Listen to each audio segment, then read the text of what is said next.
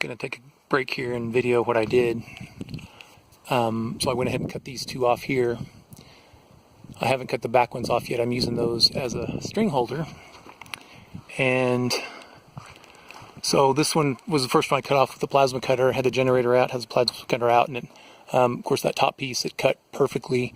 The sides, I had so much weld there, 3 passes and in some places 5 passes of 70-18. It was super. I mean, it wasn't cutting all the way through it because it was thicker than a 1/2 inch even. So I ended up cutting a lot of that with a reciprocating saw and a metal blade, and so that took a while. And so on this one, and then so I just shaped it off smooth, ground down the sharp edges, painted it, and so that's good to go. And now on this one, I used the circular saw on the top with a 7.5 inch blade or whatever it is. Made a cut through the top, which cut through some of the vertical part of the I-beam as well. And then these ends here, I cut as far as I could with a metal cutting blade, cutoff wheel basically, on a 4.5 inch angle grinder. And then I used the angle grinder right in the middle as well. After I drew a line, I cut that as deep as I could. And then I used the reciprocating saw with the metal blade to finish it off. And then clunk, that one's down. Okay, so, and then painted that, grounded off.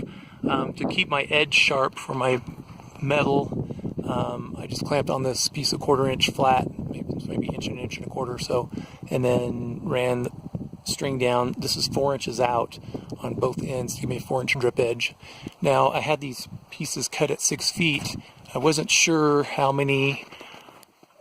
far it was going to overhang, and I didn't want to cut it too close because I knew I'd have to cut some off anyway, and I didn't. So I'm going to have to cut off a few inches there, obviously.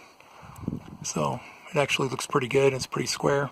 And so I'll just run a circular saw or the shear or something, metal shear, whatever, right down the middle of that. And then I'll be able to lay the panels on from the other side over here, like that, and I'll cut those off. So these self-drilling screws are actually working pretty good. They're 5/16 head, and it takes a few seconds to get through each part of the C-purlin, but they are going through and they're not breaking or snapping off, so I'm very happy with that. And I guess that's about it. I'm going to get these lower edges done. I know this is not the ideal way to do it, but I'll get these lower edges done for strength, and then I'll get up on it, and then I'll run this, I'll snap a chalk line along this edge, and then I'll get those screws in, snap a chalk line here as well, get these screws in all closer to this edge, and then I'll get that cut off, and I'll get the other side done. So it's slow, it doesn't go fast, but it's nice to be in the shade right here, so it'll be nice to get this done. And this is all 26 gauge siding and roofing that I used. Just it cost more, cost a few $100s more, maybe, I don't know, a couple hundred more to get that over the 29 gauge. But I think it'll be worth it in the long run. It'll give it more strength and more wind strength on the sides, and I think that's where I'm mostly worried about it, because I'm going to have it open for a little bit before I get the doors built.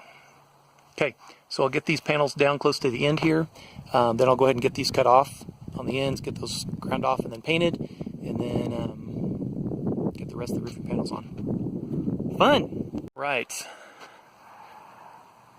Storm just went by, a couple hours of pretty good rain, pretty aggressive looking clouds. I thought there was going to be hail. So I just finished this side and got the side cut off, and I pulled the tractor in and it started raining.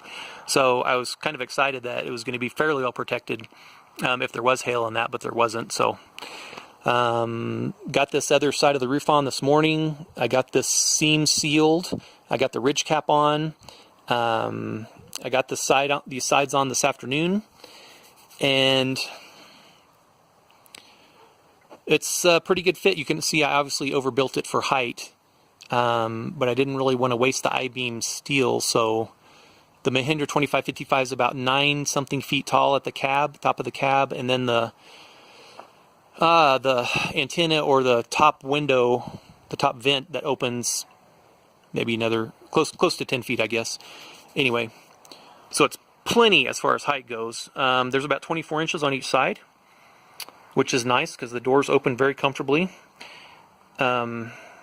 I could pull it forward about another 18 inches Of course, without doors on it, I can pull it forward as far as I want, but about another 18 inches with doors on, which would give me a little bit more space in the back here, because this building's only 19 and a half by, or 19 and 3/4 feet by 10 feet. So back here, I would be able to fit the box blade, the straight blade. Probably can't fit the PTO auger, is my guess. I won't be able to fit the grater scraper or the backhoe. So, which is fine. I knew that because I wanted to build this less than 200 square feet, that was going to be the issue, or the width was going to be the issue. So next step will be to put some gravel in the bottom, and I'm going to put a gravel path out along here as well that goes over to the gravel road, just so if I'm clearing snow I can stay on the gravel and then pull right in. So far so good. I'm pretty happy.